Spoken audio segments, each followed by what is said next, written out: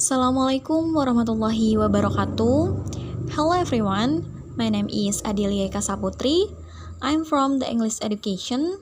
Okay, in this video, I will explain about introduction in the American culture, atau yang biasa kita sebut dengan pengenalan budaya Amerika. A segment made for the midterm exam, supervised by lecturer Mam Iswanidi Agustin, MPD. Okay, before you look the video, don't forget to like, comment, and subscribe. Okay, first slide. Learning to value other cultures and respect their views. This comes when people move from thinking that difference means wrong to thinking that there might be another way, to being tolerant and accepting. Jadi, belajar menghargai budaya lain dan menghormati pandangan mereka. Ini terjadi ketika orang beralih dari berpikir bahwa berbeda itu berarti salah, menjadi berpikir bahwa mungkin ada cara lain menjadi toleran dan menerima. Okay, the next slide itu ada communication, intercultural communication, and culture.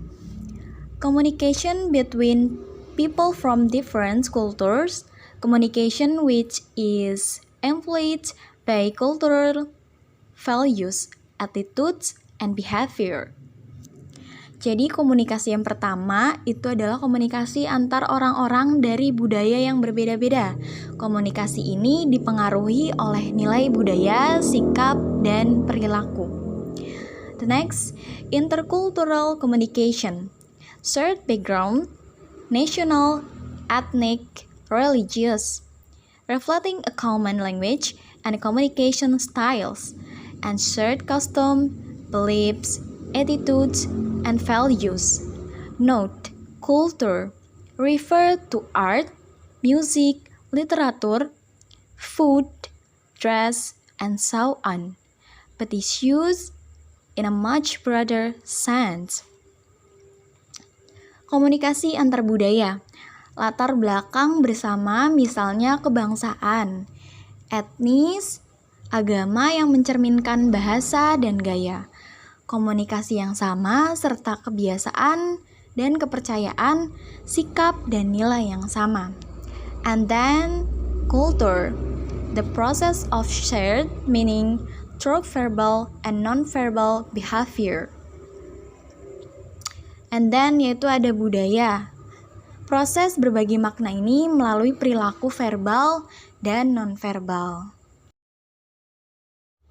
The next slide, Americans. People born and raised in the United States, citizens of the United States. Note, there is unfortunately no adequate adjective to label people from the United States. American also refers to Canadians, Mexicans, and people from countries in Central and South America. For lack of a better word and because United Statesian is awkward and author have decided to use American. Jadi, orang yang terlahir dan besar di Amerika Serikat atau warga negara Amerika Serikat itu sendiri, sayangnya itu tidak ada kata yang melabeli atau menandai orang-orang Amerika Serikat itu sendiri. Jadi, karena Amerika itu juga mengacu pada negara Kanada, negara Meksiko, dan orang-orang dari negara Amerika Tengah dan Selatan. Jadi karena tidak ada nama yang lebih baik dari Amerika Serikat dan karena kata ini terlalu canggung untuk sebagian orang, maka orang-orang pun memutuskan untuk menggunakan kata American saja. Okay, the next slide. Ini ada varieties of introduction. Di sini ada formal introduction dan informal introduction. Teman-teman semua juga sudah tahu ya bahwa formal introduction itu digunakan untuk perkenalan yang resmi, sedangkan informal introduction itu sebaliknya, yang tidak resmi. Di sini ada contoh. Professor, Mr. Listic, I would like to introduce you to Dr. Jones, Director of the Language Institute. Dr. Jones, this is Mr. Listic, the academic advisor from Barnum College. Mr. Listic, how do you do, Dr. Jones? Dr. Jones, it's a pleasure to meet you. Mr. List, I'm glad that we finally have the occasion to meet. Jadi bisa kita lihat ya teman-teman, percakapan yang paling atas ini dia sudah tentu menggunakan bahasa yang bisa dibilang baku gitu. Jadi bisa kita simpulkan bahwa yang percakapan pertama ini yang paling atas dia menggunakan formal introduction. Kemudian percakapan yang tengah ini dia menggunakan bahasa yang tidak resmi atau menggunakan bahasa yang bisa kita bilang ini sering kita jumpai ketika kita bertemu dengan seseorang. Jadi bisa kita simpulkan bahwa yang tengah ini menggunakan informal introduction. Begitu juga dengan percakapan yang terakhir yang paling bawah, dia juga menggunakan bahasa yang baku. Jadi bisa kita simpulkan bahwa percakapan yang paling bawah ini menggunakan formal introduction. Oke, the next slide yaitu ada perbedaan introduction. Yang pertama yaitu introduction formal dan yang kedua yaitu introduction informal. The first introduction. The relationship is formal. The speakers use longer sentence, titles, and formal phrases. For example, I would like to introduce you to. How do you do? It's a pleasure to meet you. The next two introduction. The relationship is more informal. The speakers use reduced sentence and simple language. A very informal introduction does not use titles or last names. For example, it is nice to meet you becomes nice to meet you. How are you doing? Becomes how are you doing? Oke, jadi untuk